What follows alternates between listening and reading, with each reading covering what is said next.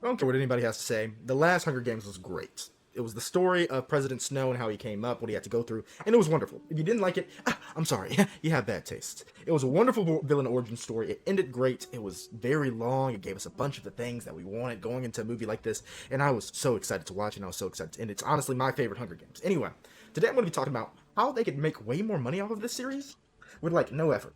And this is one of the few places where I'm sorry, this thing is getting broken. This is one of the few places where slop content and slop creation and overproduction might actually be a benefit. It might be a good thing to watch. Tell me this, tell me this. For a lot of people, their favorite Hunger Games was either the first or the second, right?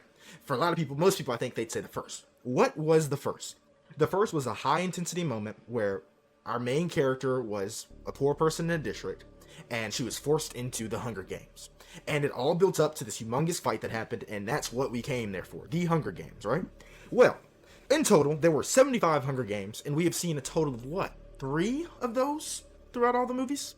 There are so many other opportunities to make standalone films on just Hunger Games. They don't even have to have any of the characters that we know and love. Just a Hunger Games event. Just like with Katniss Everdeen, follow some person's story as they grow up in their district, summarize and quickly get through that, show us their experience going to the capital throughout different stages in the capital because we know it became more and more advanced, and then show us the Hunger Games. That's what people want from the Hunger Games. One of the biggest things I don't understand about certain corporations and corporate greed is the fact that they don't know how to be properly greedy. Like when you have something that everybody wants, everybody loves it, everybody desires more of, why not produce more of that thing and give them more of that thing? The book lovers got their movies. They're out of the way. They got all their movies from the books. Why not just get to making Hunger Games stories? Tell us everybody's story. Tell us more about Cena. Go into any random little fighter. It doesn't even have to be a person who wins. Or you could do a version where it's the 65th Hunger Games and it's 5 different people's stories as they go into the arena, as they go into the Hunger Games, and we don't even know who's going to win. There's so many different opportunities, and the world of Hunger Games is just such an interesting one, right? The continent of Pan Am is such an interesting world that everybody would love to dive back into it. And obviously some hype might have died down as the original series died, and they rebooted it with this one, and it was a villain, so it hurt a few people's feelings or made a few people uncomfortable.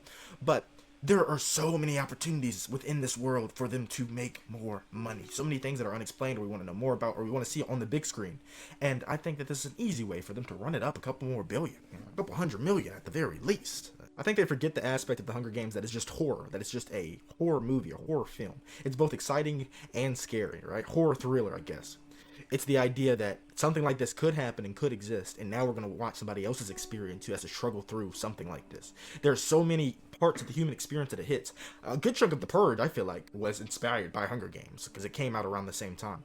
And The Purge made so many series, so many bad series, and they had much worse writers, way worse writers, than Hunger Games did. So you can only imagine how good of a Hunger Games series, or how good of a series Hunger Games would be if we got more movies, even a TV show, and it was just this over and over again, showing us the Hunger Games, every episode, every movie.